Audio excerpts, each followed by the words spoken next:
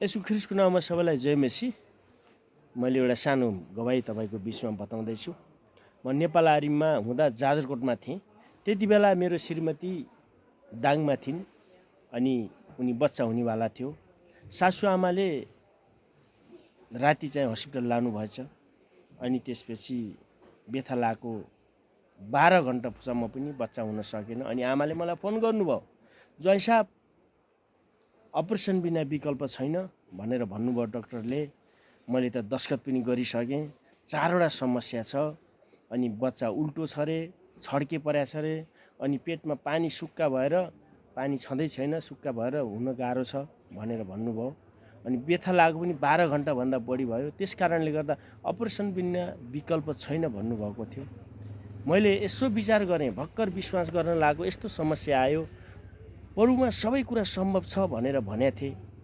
यसै कारणले गर्दा त्यही याद आउने बित्तिकै मैले भने, सासुआमा नआत्तिनुहोस्, अन्तिम अवस्था भयो भने पेट चिराउँला, बच्चा निकालौँला, छोरी हस्पिटलमै छ, चिन्ता गर्न परेन, नत्र भने भरेसम्म बच्चा भइहाल्छ भनेर म गएर दरबार थियो त्यहाँ 2 घन्टा घोडा टेकेर प्रार्थना गरेँ अनि प्रार्थना परमेश्वरले सुन्नुभयो।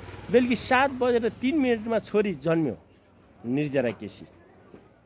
म पनि दङ परेँ, आमा पनि दङ पर्नुभयो, डाक्टरहरू पनि दङ परे। असम्भव कुरा पनि सम्भव भयो, किनकि हाम्रो प्रार्थना जसको कान छ, जो जीवित छ, उसले सुन्छ, तर अरूले चाहिँ सुन्न सक्दैन।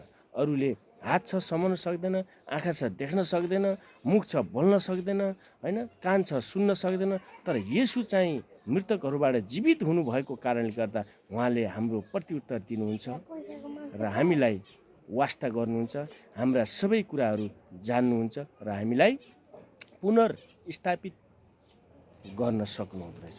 उहाँ चाहिँ सुन्नेवाला, बुझ्नेवाला, प्रत्युत्तर दिनेवाला, हाम्रा हरेक समयमा साथ दिनेवाला उहाँ हुनुहुँदो रहेछ। हाम्रा समाजले नसुन्ला, हाम्रा आफ्नै परिवारले, श्रीमान श्रीमतीले कसैले नसुन्लान्, तर यसु ख्रिस्टले चाहिँ सुन्नुहुँदो रहेछ। हस् त, धन्यवाद।